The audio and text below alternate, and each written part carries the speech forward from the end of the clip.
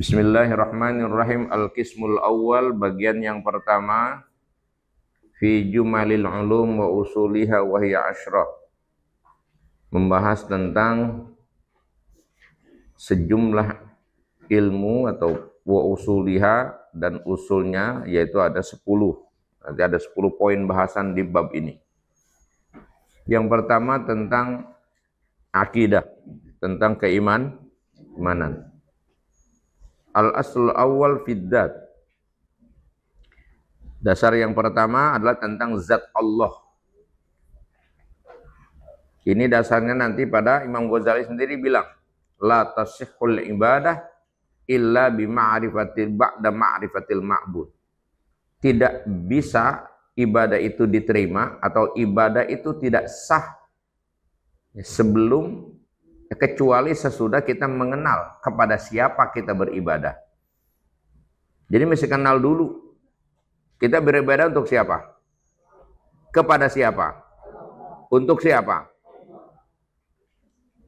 Allahnya kenal enggak? Jadi mesti kenal dulu.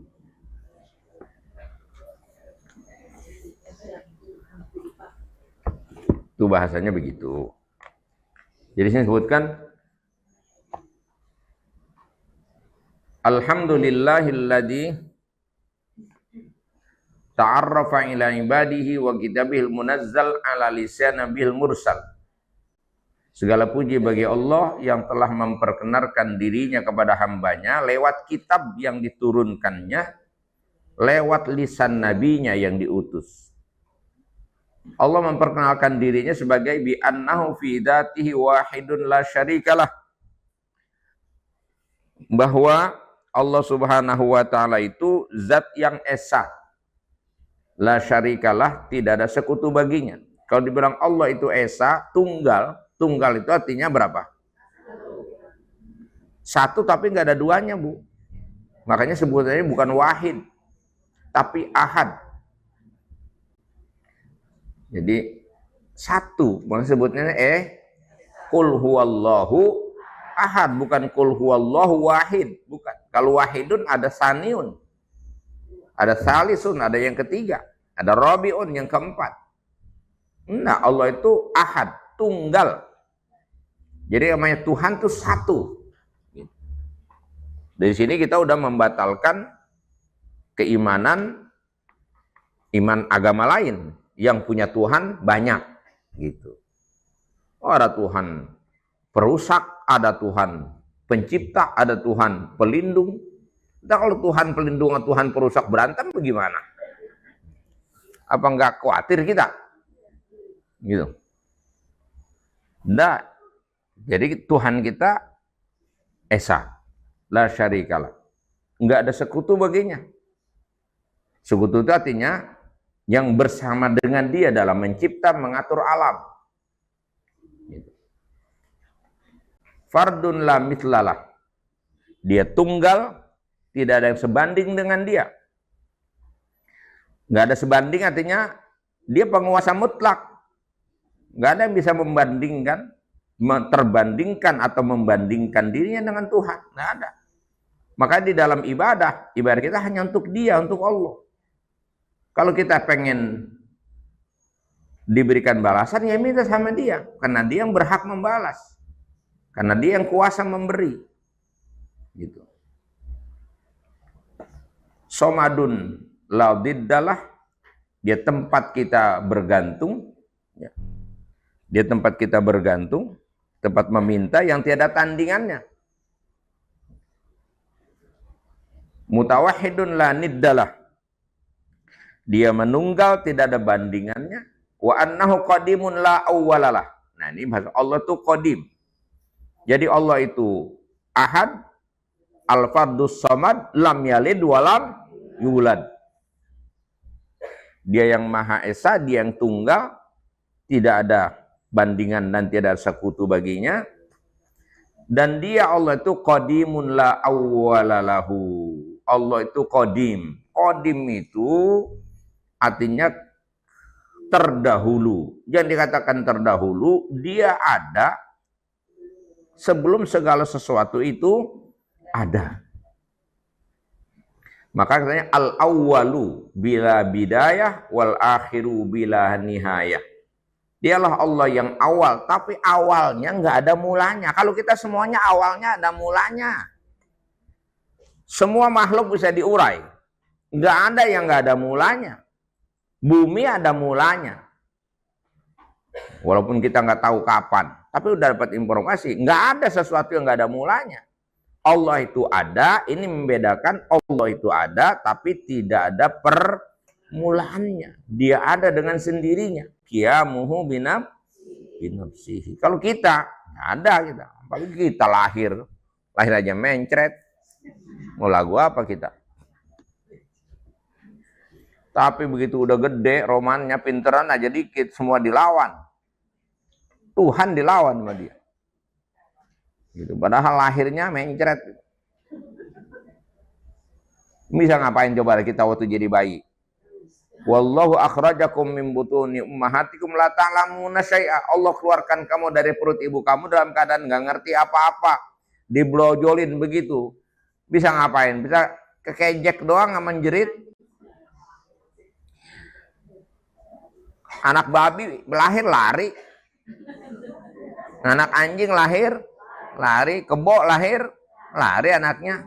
Kita lahir bisa apa? Tapi udah gede lagunya coba. Kayak gini ini nih. Suka ngelawan nggak kita? Disuruh-suruh apa sama Allah, banyakan ngelawannya daripada patuhnya. Hah? Padahal ntar dikasih lemak aja dikit, begitu tua persendiannya asam urat, kolesterol, urat kejepit. Bisa apa coba? Nggak boleh gagah dikit romannya manusia. Padahal selain nyerah sama Allah nggak ada lagi hidup ini. Dia Allah qadimun la awwalalahu, azaliyun la bidayatalahu, azali. Ada ketika segala satu belum ada, itu namanya alam azali. Mustamirul wujud, terus menerus ada, la akhiralahu, nggak ada ujungnya, nggak ada akhirnya. Abadiun la nihayatalah, abadi, tidak ada penghujungnya. Qayyumun lan qita'alah, dia akan terus tetap hidup, mengatur, tidak pernah terputus. Sekejap saja, la ta'khuduhu sinatun wala naum. Allah tuh nggak ada nempel pada zatnya, itu yang namanya ngantuk atau tidur. Ente nyender dikit aja pules. Diajak ngomong kagak paham pakai hah. Coba yang kalau Tuhan pakai ngelayap, apa jadinya alam? Ngelayap, bulan bintang pada bertabrakan. Kacau enggak? Ini semua teratur kayak gini gitu. Ibu datang kemarin tadi penter banget kan. Ini sekarang pulang udah mulai adem dikit. Terus ntar lama-lama gelap. Terus bikin gelap. Besok terang lagi. Teratur enggak itu semua? Ini kan kalau kita pakai otak dikit, yang teratur ini nggak mungkin ada kecuali ada yang ngatur. Itu dialah Allah. Gitu. Udah potong kompas aja begitu, sekolahnya nggak tinggi-tinggi, kita mau nyari kemana juga ujungnya ke situ juga ntar. Yang punya ilmu pinter kayak apa, ujungnya ke situ juga udah. Para ilmuwan barat pada hari ini berbondong-bondong masuk Islam. Itu ketika mereka gunakan akalnya dengan sehat, dengan jernih, tanpa kesombongan. Mereka mencari kebenaran. Allah tunjukkan kebenaran itu. Sementara orang-orang yang awalnya udah Islam, ya, begitu jadi orang pintar malah sombong, dia tinggalin agamanya. Karena goblok, sebenarnya bukan pintar. Ya, kalau orang pintar nggak bakalan begitu. Kalau orang pintar pasti dengan ilmunya dia bisa menemukan kemahakuasaan Allah, kebesaran Allah lewat semesta nih.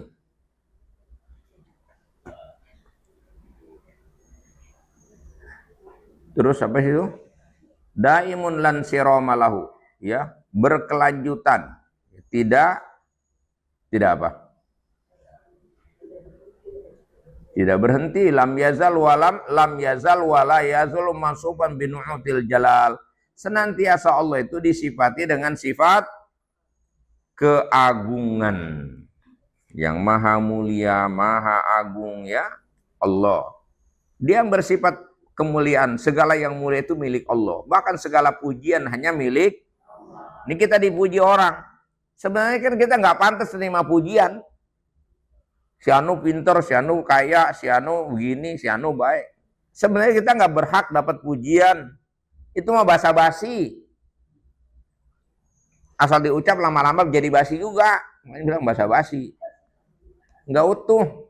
Hari ini orang ente puji, besok ya ente juga yang ngina dia. Ngaku dah. Pernah nggak muji orang besok ente katain? Pernah. Kita pernah dipuji orang, tapi besok juga kita dikatain juga sama dia. Basa-basi itu mah. Jadi senang dia puji kita. Besok juga demen kita. Semua juga omongin. Habis kita urusannya. Si anu cantik banget. Emang cantik lu yang bikin. Nah, emaknya bapaknya pinter banget bikinnya. Lah kagak.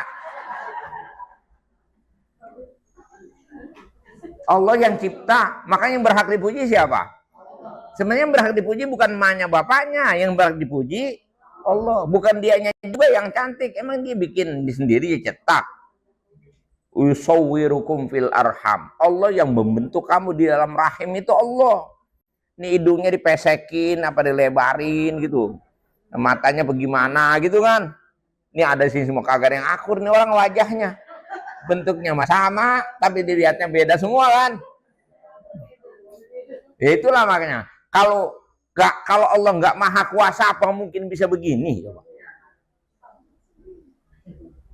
Dengan tata letak yang pas, coba bayangin. Kalau manusia yang cipta nggak begini, coba lihat tuh, mata presisi bentuknya. Di bawahnya ada hidung, di bawahnya ada mulut. Nggak ada yang ketukar. Kuping naruhnya di samping. 2. Coba kalau kupingnya 1, mono. Nggak enak orang ngomong. Dengarnya bindeng. Kalau kuping ada di sini yang ngomong dari sono, enak nggak? Enak, makanya dibikin 2. Jadi stereo. Gitu. Dan itu sejajar dibikin mata 2 di sini. Itu kalau mau pakai kacamata jadi nggak ribet. Tinggal nyantuh. Coba. Kebayang nggak kalau kuping naruhnya bukan di situ? Orang harus pakai alat bantu kacamata, nyangkutinnya di mana coba? Kalau bukan, aduh.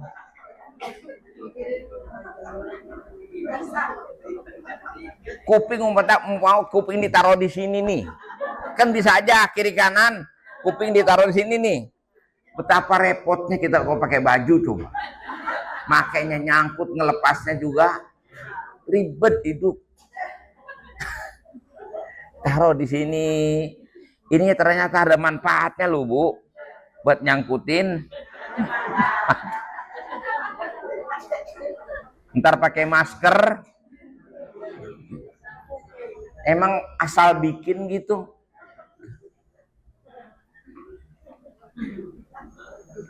Bukan manusia yang bikin itu, Allah. Huwallazi yusawwirukum fil arhami kaifa yasha.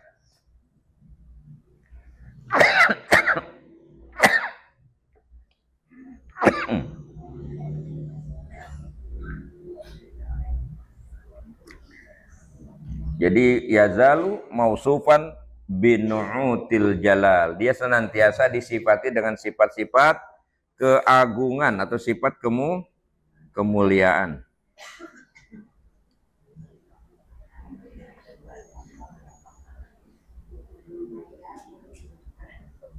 Dia mah ini nggak lengkap terjemahannya ya, tapi lumayan lah.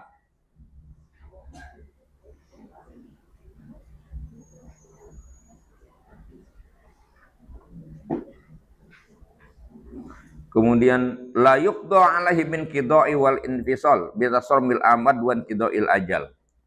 Allah itu tidak dihinggapi kebinasaan Ya, la yuqda alaih, tidak ada yang namanya keterputusan pada Allah. Kebinasaan dan keterputusan dengan berakhirnya masa dan waktu. Masa boleh berakhir, waktu boleh berakhir, tapi Allah tidak akan pernah berakhir. Karena waktu itu Allah yang cipta. Tempat itu Allah yang cipta. Waktu habis Allah yang cipta. Kalau maksudnya, kalaupun dunia ini kiamat, hancur semua. Ya dia yang menghancurkan, dia yang membuat dunia ini menjadi berakhir. Tapi dia tidak pernah berakhir. Alam ini hancur, tempat ini binasa. Dia yang mencipta.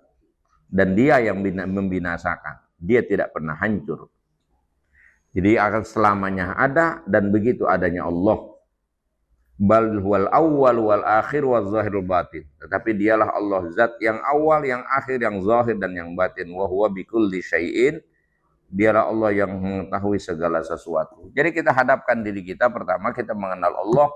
Allah itu maha segala-galanya, maha agung, maha kuasa. Dialah yang awal, dialah yang ada, dia yang mengadakan, dia mencipta, dia yang mengatur semua. Ya. Maka kita hadapkan diri kita saat sholat dengan ucapan wajah tuh. Nah itu maknanya. Saya hadapkan diri saya kepada Tuhan. Saya hadapkan diri saya kepada Allah. Allah yang mana? Allah yang mencipta langit dan bumi. Allah yang mengatur semesta. Aku tundukkan diriku kepada Engkau. Gitu. Aku hadapkan diriku kepadamu ya Allah. Engkau yang mencipta, Engkau yang kuasa. Engkau yang terpuji. Jadi semua yang baik-baik kita kembalikan kepada Allah. Tapi kan kita nggak kenal Tuhan kayak apa. Ya mau kenal Tuhan kayak apa? Emang mau Tuhan dibilang apaan? Pengen Tuhan kayak apa? Nggak bisa kayak apa.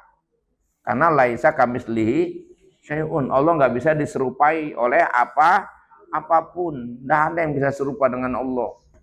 Maka kata Abu Bakar, al-ajzu anil idrok, ketidakmampuan manusia untuk mengenal hakikat Allah, sesungguhnya itulah kemampuan.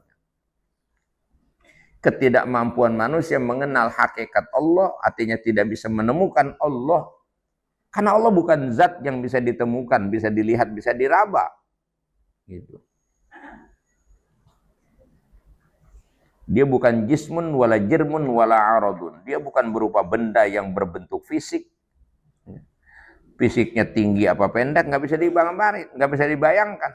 Dan nggak boleh kita membayang-bayangkan Allah. Nih, ya kalau satu saat tuh ibu mikirin ngebayang-bayangin, ya tapi kalau ibu kayaknya enggak lah ya. Karena ibu pikirin udah capek mikirin bawang. Mikirin. Karena kita kalau lagi belajar yang hal-hal kayak begini, ngebayangin kesemestaan ini, kebayang di pikiran kita. Maka oleh ulama udah dicegat. Ya. Jangan suka membayang-bayangkan tentang Tuhan, karena nggak akan mampu sampai kapanpun. Nah, kalaupun kemudian muncul rasa kita ingin tahu tentang Tuhan kayak apa, kita membayangkan dengan benak pikiran kita, itu disebutkan oleh ulama itu. Mahma tasawwarta bibalika, fallahu bi khilafi dzalika. Ya, apapun yang tergambar dalam benak pikiranmu tentang Tuhan, tentang Allah, maka sesungguhnya Allah itu berbeda dengan apa yang ada di dalam gambaranmu. Karena Allah itu mukhalafatul lil. Tuhan begini kali, enggak. Tuhan begini kali, bukan. Gitu aja udah. Karena memang Allah nggak bisa diserupai, nggak bisa kita bayang-bayangkan, kita hayal-hayalkan. Sudah bilang aja, saya mengimani Allah yang menciptakan langit dan bumi, Allah yang menciptakan diri saya, pasti dia maha baik, pasti dia maha agung, dia yang mengatur kehidupan ini, dia yang mencipta, semua datang dari dia, semua akan kembali kepada dia. Saya hadapkan diri saya kepada Allah. Gitu. Namanya wajah tuh. Jadi ibadah kita jelas arahnya. Ya. Dah, wallahu a'lam.